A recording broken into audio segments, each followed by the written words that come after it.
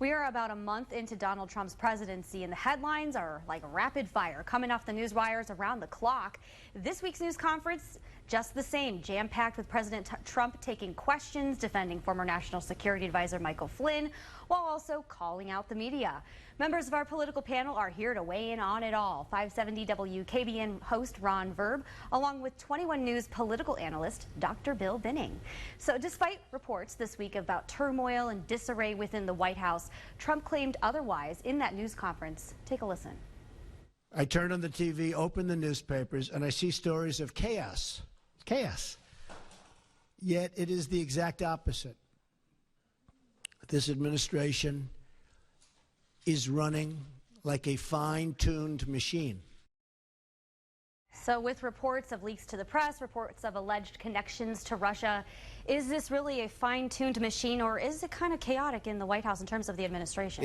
It's chaos. As Senator McCain said, this White House is in disarray. These aides need to go into their office and keep quiet and plan something rather than run around in circles and have all this chaos coming out of the White House. And we are seeing that with, a lot of folks on both sides of the aisle criticizing his choices and what's been happening. But I want to talk about also the fact that he's dealing with the media that he's starting to call out to their face. He mentioned that they would walk out of that press conference and the headline would be Trump goes on a rant. And I want to know what you thought about what you saw on the networks across the board after that happened. I got to tell you, Doc, I've never been a big believer in media bias. I do now. I am so convinced of it. Over the years, I used to say I didn't think that that was the case.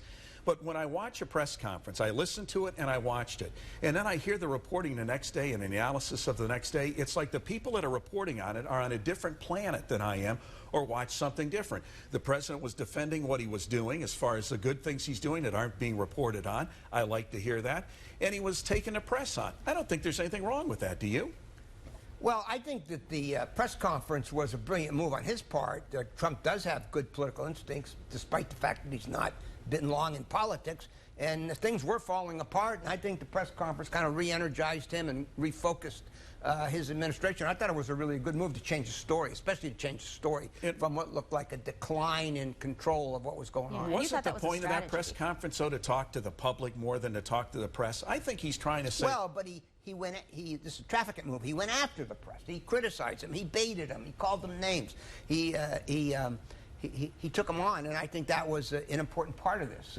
He made it clear that they're the enemy and they don't report the truth. Well, it seems from his perspective. Right, but it seems to me it was a good thing to take on the press, because it seems some of the press, to me, has an agenda on this guy. They're not going to report anything factual or anything that's going on. They're going to report rumors or what they think is going to happen. This whole Russian story, I find bizarre. Let me put it that way. And when they talked about the panels, they have panels on some of the networks on their editorial shows, is what you'll call them. And they're not like our political panel, where we're fair and balanced here. But I plug here. But yeah, essentially you bring it back to the local issues and what is really resonating with the people that voted for him.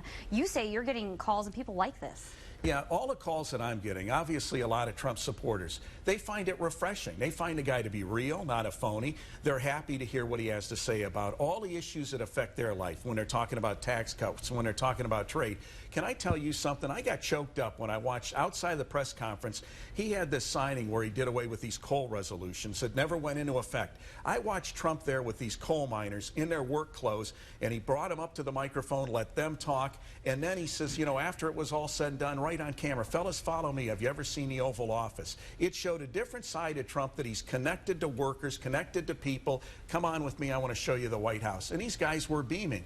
This makes a big difference. It matters to people in West Virginia. And by the way, Bill Johnson, one of our Congress people, was at that press conference. These things matter to people's lives and their careers, what he's doing. And Mike Kelly, he also was there too, and he was talking about it in a live interview on one of the networks and said, this is just Trump doing what he knows how to do and what he needs to keep doing. So, Dr. Binning, I don't know, what does he need to keep doing or do different, though, when it comes to the confidence of the American voters and the public and how he organizes his cabinet from here on out?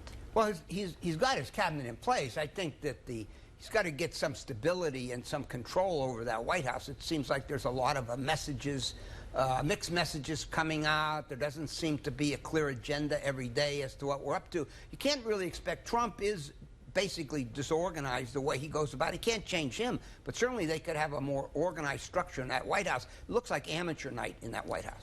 What about the new executive order he wants to issue on a new ban, a new way of doing this? Do you think it'll still be met with the same opposition, or if he clarifies a few things and streamlines it, it might be okay? Well, I just think he's trying to meet legal standards, so it probably, I would assume, that showed the weakness that they didn't have quality legal counsel advising them and drawing up the order. And we assume this time it's going to be able to meet what they see as the legal test. Can you tell me, Doc, or can you tell me why is it controversial that we're going out and we're arresting illegal immigrants that are here illegally, and on top of that, 70% of them have criminal records? Can you tell me what we're protesting over, or what's wrong with that scenario? You're here illegally, you have a criminal record, and there's a protest over it. You want to know what takes the cake? The guy from Under Armour is on a panel for American manufacturing with Trump.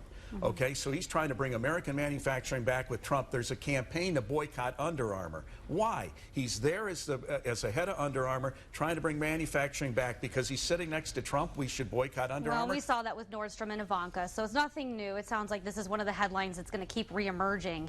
One of the other things that didn't emerge that we're going to talk about in the next panel coming up later in the show, what many believe should have been the headline coming out of Trump's news conference, the manhunt underway to find out who is leaking information to the press. We'll have much more on that when the panel comes back later on in the show.